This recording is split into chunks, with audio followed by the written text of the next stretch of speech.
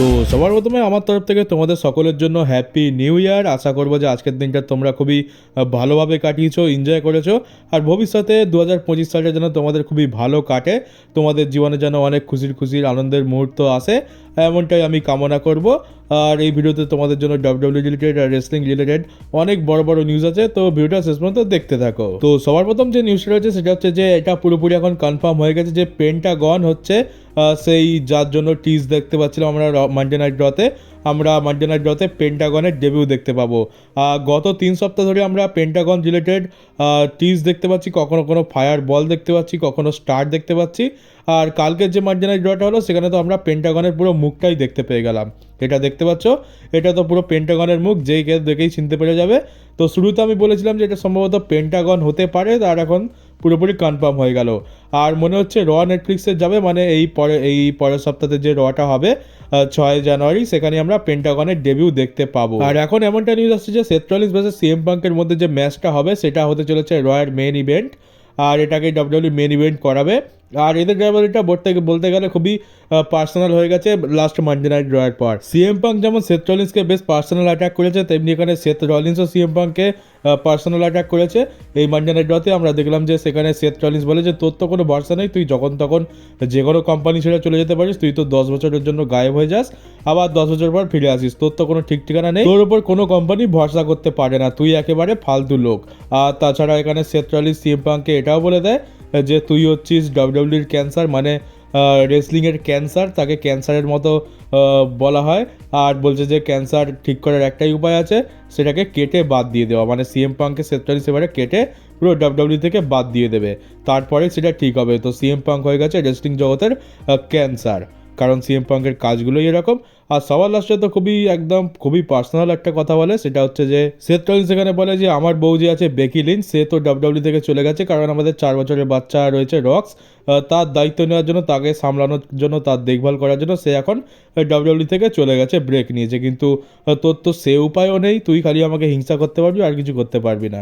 তো এটা বলার কারণ হচ্ছে যে এজে লি আর সিএম পাঙ্কের তো কোনো বাচ্চা কাচ্চা নেই, রয়েছে শুধুমাত্র একটা কুকুর যার নাম হচ্ছে ল্যারি, ওটাই হচ্ছে ওদের বাচ্চা। তো এই বলে সিএম পাঙ্ককে সেথ রলিন্স অপমান করে দেয় আর তার সমস্ত কথার জবাব দিয়ে দেয়। এবারে ফাইনালি এদের মধ্যে ম্যাচ হবে, আর কোনো কথাবার্তা নয়, এবার যা হবে সব কিছু ম্যাচের মধ্যে হবে। তো ম্যাচটা তো খুবই হাই লেভেলের হতে চলেছে, আর সেই জন্যই হয়তো ডাব্লিউডাব্লিউটাকে মেন ইভেন্টে রাখতে চলেছে।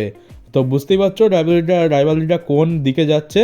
মানে ড্রু ম্যাকিন্টায়ারের সাথে সিএম পাঙ্কের যে রাইভালরিটা ছিল সেটাও বেশ পার্সোনাল ছিল, আর এত বেশি পার্সোনাল হয়ে গেছিলো যে একে অপরের ফ্যামিলি পরিবার যা নয় তাই বলেছে। আর এখন সেথ রলিন্সের সাথেও সেই রাইভালরিটা ঠিক সেই দিকেই এগোচ্ছে।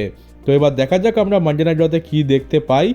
এবার ব্যাপারটা হচ্ছে যদি সেথ রলিন্স ভার্সেস সিএম পাঙ্কের ম্যাচটাই রয়ের মেন ইভেন্টে হয়, তাহলে কি রোমান ভার্সেস সোলোর ম্যাচটা মেন ইভেন্টে হবে না? এটা এত বড় একটা ম্যাচ, আর এই ম্যাচে রকের আসার চান্স অনেক বেশি রয়েছে।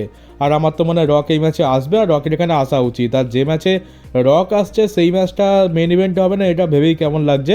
আমার তো এখনও ডাউট লাগছে।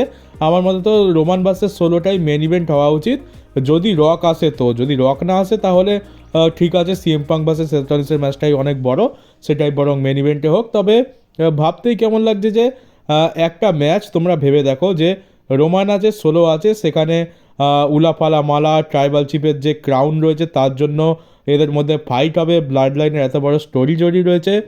সেখানে রকের আসার চান্স প্রায় 99%, কিন্তু সেই ম্যাচটাকে রয়ের মেন ইভেন্টে রাখা হচ্ছে না, এমনটা আপাতত নিউজ আসছে। আর ডাব্লিউডাব্লিউর হালচালও তো দেখলাম যে সিএম পাঙ্ক ভার্সেস সেথ রলিন্সটা হয়তো মেন ইভেন্ট করবে। তাহলে একটা ভাববার বিষয় হচ্ছে যে এটা মেন ইভেন্টে যখন রাখছে না, তাহলে কি রক আদৌ এখানে আসবে? কারণ রকের মতো একটা বড় স্টার মেন ইভেন্ট স্পটে থাকবে না, এটা তো কেমন একটা আজব লাগে। তো তাহলে কি রক এখানে আসবে না, এটা একটা প্রশ্ন হয়ে দাঁড়িয়েছে। আর দেখতে গেলে এটা খুবই ডিসঅ্যাপয়েন্টিং হবে যদি এই ম্যাচটাতে আমরা রকের ইনভলভমেন্ট দেখতে না পাই।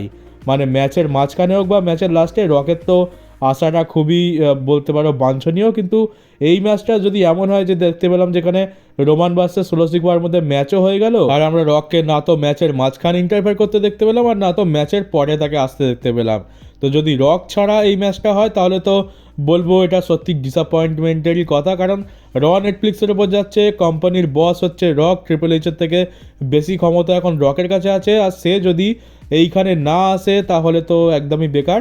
মানে এখানে যদি রককে দেখতে না পাই তাহলে ব্যাড ব্লাডে যে রকের অ্যাপিয়ারেন্সটা হয়েছিল সেটার খুব একটা সেন্স তো আর মানাচ্ছে না। ব্যাড ব্লাডে অ্যাপিয়ারেন্সটা হয়েছিল রোমান আর রকের মধ্যে একটা ঝামেলা আছে, রক রোমানের কাজগুলো পছন্দ করছে না, সেই একটা টিজ দেওয়ার জন্য। সেটার জন্য পারফেক্ট জায়গা হচ্ছে এই নেটফ্লিক্সের প্রথম মানডে নাইট র। সেটা যদি বড় বানাতে হয় তাহলে রককে তো আনতেই হবে। তো এখন দেখা যাক কি হয়, রক আসে কি না আসে, রোমানের ম্যাচটা মেন ইভেন্ট করে কি না। আবার যদি মেন ইভেন্ট করে তো তাতে কি রক আসবে, যদি মেন ইভেন্ট না করে তাহলেও কি রক আসবে। তো এইরকম একটা কনফিউশন হয়ে রয়েছে। তবে আমি শেষমেশ বলবো, যদি ডাব্লিউডাব্লিউ রককে যদি এই ম্যাচটার মধ্যে বুক না করে অন্য কোনো একটা প্রোমো সেগমেন্ট দিয়ে দেয় তাহলেও খুবই ডিসঅ্যাপয়েন্টিং হবে। আর যদি রক এই ম্যাচে না আসে, রককে যদি আমরা পুরো নেটফ্লিক্সের শোতেই দেখতে না পাই, মানে এই মানডে নাইট রতে, তাহলেও সেটা খুবই ডিসঅ্যাপয়েন্টিং হবে। কারণ রক এইখানে আসবে না তো কোনখানে আসবে। আর এরপরে আমাদের the Y bar Randy Orton related একটা নিউজ রয়েছে। আর নিউজটা একটু খারাপ বলতে পারো, কারণ এমনটা নিউজ আসছে যে আমরা এই যে র নেটফ্লিক্সের ওপর যে প্রথম এপিসোডটা হবে সেখানে আমরা র্যান্ডি অর্টনকে দেখতে পাবো না, মানে র্যান্ডি অর্টনের রিটার্ন হবে না। এমনটা আশা করছিলাম যে এত বড় শো যখন, হয়তো এখানে র্যান্ডি অর্টনের রিটার্ন হয়ে যেতে পারে। তবে আপাতত র্যান্ডি অর্টন এখানের জন্য শিডিউল নেই, তাহলে আমরা র্যান্ডি অর্টনকে এখানে দেখতে পাচ্ছি না। তো র্যান্ডি অর্টন অনেক দিন ধরে আসছে না, তাকে একটু ব্রেক দেওয়া হয়েছে। এমন কোনো সিচুয়েশান নেই যে সে সত্যি সত্যি ইনজয়েড হয়ে গেছে, সে একদম পুরোপুরি ফিট আছে 100%। সে শুধু এখন মাত্র একটু সময় কাটাচ্ছে, মানে একটু ছুটিতে আছে। আর এমনটা জানা যাচ্ছে যে র্যান্ডি অর্টন নাকি একেবারে সেই রয়্যাল রাম্বলেতে রিটার্ন করবে। তো দেখতে গেলে প্রায় 2 মাসের মতো এখন র্যান্ডি অর্টন ডাব্লিউডাব্লিউ থেকে ব্রেক নিয়েছে। তো দেখা যাক র্যান্ডি অর্টনের আমরা রিটার্ন কবে দেখতে পাই।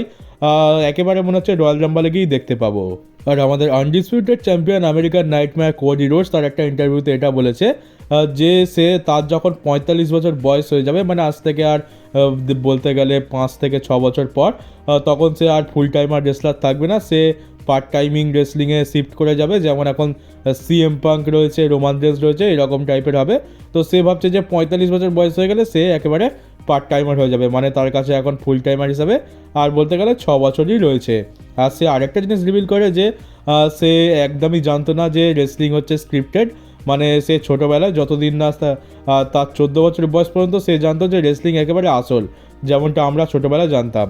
তো সে 14 বছর বয়সেই জানতে পারে যে রেসলিং হচ্ছে স্ক্রিপ্টেড, এখানে আগে থেকে সব কিছু ঠিক করা থাকে। তো এটা শুধুমাত্র কোডি রোডসের সাথে নয়, আমাদের সাথে এমনটাই হয়েছে। আমরা তো অনেক মানে অনেক বড় বয়সেও আমরা জানতাম না যে রেসলিংটা স্ক্রিপ্টেড। আমি তো নিজেই 16 বছর বয়সে গিয়ে জানতে পারলাম যে রেসলিং স্ক্রিপ্টেড। আগে তো ভাবতাম যে না, সব কিছু একদম আসল হচ্ছে, পরে গিয়ে জানতে পারলাম এই অবস্থা। তো এটা শুধুমাত্র কোডি রোডস নয়, আমাদের সকলের সাথেই হয়েছে ছোটোবেলায়। আর ডাব্লিউডাব্লিউর ইতিহাসে আমরা এই প্রথমবার 3খানা ওয়ার্ল্ড চ্যাম্পিয়ন দেখতে পাচ্ছি। একটা তো হচ্ছে আমাদের কোডি রোডস, আরেকটা হচ্ছে গান্থার, আরেকটা হচ্ছে আমাদের কেভিন ওভেন্স। এখন কেভিন ওভেন্সের যে উইন্ডিগাল চ্যাম্পিয়নশিপটা আছে সেটাকে ওয়ার্ল্ড চ্যাম্পিয়নশিপের মতো কি বলা যায়, ওটাকে সম্মান দেওয়া হচ্ছে।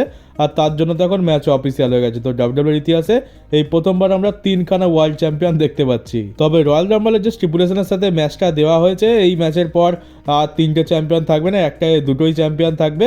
কারণ যে দুটো বেল্ট আছে ওই দুটো বেল্ট তো একসাথেই টাঙানো থাকবে যতদূর জানি। আর দুটো বেল্ট একজনই বার করবে, হয় কেভিন ওভেন্স নয় কোডি রোডস। তো সেই চ্যাম্পিয়নশিপ দুটো আবার মানে আনডিসপিউটেড চ্যাম্পিয়নশিপ আর উইন্ডিগাল চ্যাম্পিয়নশিপ একজনের কাছেই আসবে। তো আবার সেই আবার আগের মতো 2খানা চ্যাম্পিয়নশিপই হয়ে যাবে। আর একটা জিনিস নিয়ে তো তোমরা অনেকে কনফিউজ হয়ে রয়েছো যে আমরা এই যে রটা হবে ওটা আমরা টিভিতে দেখতে পাবো কিনা নাকি নেটফ্লিক্সে দেখতে হবে। তো দেখো, এখন আপাতত মার্চ মাসের মাঝামাঝি টাইম অবধি যেটুকু জানতে পারলাম যে মার্চ মাসের মাঝামাঝি টাইম অবধি কিছু চেঞ্জ হবে না। তোমরা যেমন সোনি চ্যানেলে দেখতে পেতে সব কিছু তেমনি দেখতে পাবে। টিভিতে যেমন প্রিমিয়াম লাইভ ইভেন্ট দেখতে পেতাম, রস ম্যাকডাউন এনএক্সটি দেখতে পেতাম, সেরকমই দেখতে পাবে, তবে মার্চ মাসের মাঝামাঝি পর্যন্ত। কারণ ডাব্লিউডাব্লিউর সাথে সোনির কন্ট্রাক্ট রয়েছে 2025 সালের মার্চ মাসের ওই মাঝামাঝি সময় পর্যন্ত। তো তোমরা ফেব্রুয়ারি মাসটা পুরো দেখতে পাবে, আর মার্চ মাসের হয়তো কয়েকটা দিন দেখতে পাবে। তো তারপরে যখন সোনির সাথে ডাব্লিউডাব্লিউর কন্ট্রাক্ট শেষ হয়ে যাবে তখন ডাব্লিউডাব্লিউ পুরোপুরি সোনির থেকে আলাদা হয়ে গিয়ে সেটা নেটফ্লিক্সের উপর চলে যাবে। তো যার মানে হলো যে আমরা 6 জানুয়ারি মানডে নাইট রটা দেখতে পাবো, এরপরে যে কটা হবে সে কটাও দেখতে পাবো, রয়্যাল রাম্বল প্রিমিয়াম লাইভ ইভেন্টটাও দেখতে পাবো, elimination chamber premium live event সেটাও দেখতে পাবো টিভিতে। কিন্তু রেসলম্যানিয়াটা আমাদেরকে নেটফ্লিক্সে টাকা দিয়ে দেখতে হবে, এটাই এখন আপাতত জানতে পারলাম। তো যে কদিন আছে এনজয় করে নিই, তারপরে ভাবনা পরেই দেখা যাবে। তো আশা করি এই নিয়ে আর কোনো রকম কনফিউশন নেই। তোমরা যেমন টিভিতে ডাব্লিউডাব্লিউ দেখতে, ডাব্লিউডাব্লিউ শোগুলো এনজয় করতে, তেমনই এনজয় করতে পারবে মার্চ মাসের মাঝামাঝি সময় পর্যন্ত। মানে আর দেখতে গেলে সেই আড়াই মাসের মতো টাইম হাতে রয়েছে। আর নিউ ইয়ারেতে আমাদের ডমডম ভাই লিভ মর্গান আর রেকেল রড্রিগেজ একটা ফটো পোস্ট করেছে, এখানে দেখতে পাচ্ছি এখানে এরাও ভাই গান্ধীজি সেই নিয়মটা ফলো করছে। রেকেল রড্রিগেজ খারাপ কিছু দেখবে না, ডমডম ভাই খারাপ কিছু শুনবে না, লিভ মর্গান খারাপ কিছু মুখে নেবে না। আর ডাব্লিউডাব্লিউ এই রয়ের জন্য জেউসো ভার্সেস ড্রু ম্যাকিন্টায়ারের ম্যাচটা অফিসিয়াল করে দিয়েছে, যার মানে হলো যে স্যামি জেনের পর এবার জেউসোর পালা। স্যামি জেনের তো দেখলাম কি হলো, প্রিমিয়াম লাইভ ইভেন্টে মার খেলো ড্রু ম্যাকিন্টায়ারের কাছে, মানডে নাইট রয়ের এপিসোডে ড্রু ম্যাকিন্টায়ারের কাছে মার খেলো, এমনকি স্ম্যাকডাউনের এপিসোডে ড্রু ম্যাকিন্টায়ার আর ব্লাড লাইন দুজনের কাছেই মার খেলো। তো স্যামি জেন তো এখন পুরো ঢোল হয়ে গেছে, যেখানে যাচ্ছে সবাই বাজিয়ে দিচ্ছে। আর এই করতে করতে স্যামি জেন এখন টিভি স্ক্রিন থেকেও অফ হয়ে গেছে, কারণ প্রতি সপ্তাহে প্রত্যেক দিন তো মার খাচ্ছে। তো ড্রু ম্যাকিন্টায়ারের কাছে এত মার খাওয়ার পর তো সে আর আসতো নেই, সেই জন্যই তাকে এখন অফ স্ক্রিন রাখা হয়েছে। আর এখন পালা হচ্ছে জেউসো। স্যামিজেনের যে হাল হয়েছে ড্রু ম্যাকিন্টায়ারও জেউসোর সেই হালই করবে। আর তাছাড়া ব্লাড লাইন তো রয়েছে, ব্লাড লাইন তো সোলো সিকোভা, তারপরে টামাটোঙ্গা, জেকব পাটু, এরাও ড্রু ম্যাকিন্টায়ারের সঙ্গ দিচ্ছে এখন। তো এক এক করে রোমানের যে কজন সাকরেট রয়েছে তাদের সবাইকে সরিয়ে ফেলা হচ্ছে। স্যামিজেনের কাজ হয়ে গেছে, এবার জেউসোর পালা। আর জিমি উসোকে তো সরিয়েই দেবে কিছুদিন পর। আর আমেরিকাতে এখন ডাব্লিউডাব্লিউ নেটওয়ার্ক অফিসিয়ালি এখন বন্ধ হয়ে গেছে। এখানে আমেরিকাতে ডাব্লিউডাব্লিউ নেটওয়ার্কের যে অ্যাপটা রয়েছে সেটা ওপেন করলেই দেখাচ্ছে যে এখানে নেটফ্লিক্সের উপর সব কিছু শিফট হয়ে গেছে, তো নেটফ্লিক্সে যাও আর টাকা দিয়ে সব কিছু দেখো। কিন্তু আমাদের দেশে দেখলাম এখনও পর্যন্ত ডাব্লিউডাব্লিউ নেটওয়ার্কটা চালু রয়েছে। মনে হচ্ছে ওই যতদিন সোনির সাথে ডিল রয়েছে ততদিনই, সোনির সাথে ডিল শেষ হয়ে যাওয়ার পর আমাদের এখানেও ডাব্লিউডাব্লিউ নেটওয়ার্ক বন্ধ হয়ে যাবে। আর হ্যাঁ, আমাদের রেটেড সুপারস্টার এজেরও রিটার্ন হয়ে গেছে। এজ অনেক দিন ধরে ইনজয়ার্ড ছিল, অনেক দিন আমরা তাকে দেখতে পাইনি। তবে ফাইনালি ডিন অ্যাম্ব্রোজের টিমের এগেনস্টে রিভাইভাল, মানে যাকে আমরা এখন FTR নামে চিনি, রিভাইভালের যে টিম রয়েছে তার সাথে এজ রিটার্ন হয়। আর এখন রিভাইভাল আর আমাদের রেটেড সুপারস্টার এজ মিলে ডিন অ্যাম্ব্রোজের টিমের এগেনস্টে লড়ছে। আর দেখতে পাচ্ছ এজের তো সেই আইকনিক যে কাজটা সে করে, চেয়ারের ডান্ডি ভেঙে, মানে চেয়ারের পায়া ভেঙে সবার মুখেতে ধরে স্মাইল করায়। রোমানের সাথেও করেছে, সেথ রলিন্সের সাথেও করেছে, আর এখন ডিন অ্যাম্ব্রোজের সাথেও করে দিয়েছে। তো শিল্ডের প্রত্যেকজনকে একদম স্মাইলি ফেস বানিয়ে দিয়েছে এজ। আর এখন এজের সাথে ডিন অ্যাম্ব্রোজের র্যাবারি চলবে, আর তার সঙ্গ দেবে তার সাথে FTR বা রিভাইভাল। আর সবার লাস্টে রয়েছে রোমান ভার্সেস কোডির যে ম্যাচটা হয়েছে রেসলম্যানিয়া 40-তে, সেটাই হয়ে গেছে ডাব্লিউডাব্লিউর ম্যাচ অফ দ্য ইয়ার। ফ্যান্সরা ভোট করে এই ম্যাচটাকেই জিতিয়েছে। 2 নম্বরে রয়েছে CM Punk versus Drew McIntyre. তো যেটা বললাম যে কোডির যে এত বড় যে বিখ্যাত স্টোরিটা রয়েছে তার স্টোরি ফিনিশ করতে হবে, তাছাড়া এত ইমোশন জড়িয়ে রয়েছে ম্যাচের মধ্যে, তো সেইটার জন্যই এই ম্যাচটাকে ফ্যান্সরা এত পছন্দ করেছে আর এই ম্যাচটাকেই ভোট করেছে। আর এই ম্যাচটাই হয়ে গেছে ডাব্লিউডাব্লিউর এখন official match of the year, মানে 2024-এর match of the year, Roman versus Cody, WrestleMania 40 night 2 main event. আর হবে নাই বা কেন, যে ম্যাচের মধ্যে রোমান রেন্স রয়েছে, কোডি রোজ রয়েছে, রক, জন সিনা, এমনকি আমাদের ডাব্লিউডাব্লিউ সব থেকে বড় লেজেন্ড দ্য ডেডম্যান আন্ডারটেকার রয়েছে, সেই ম্যাচটা 1 নম্বর না হয়ে আর যায় কোথায়।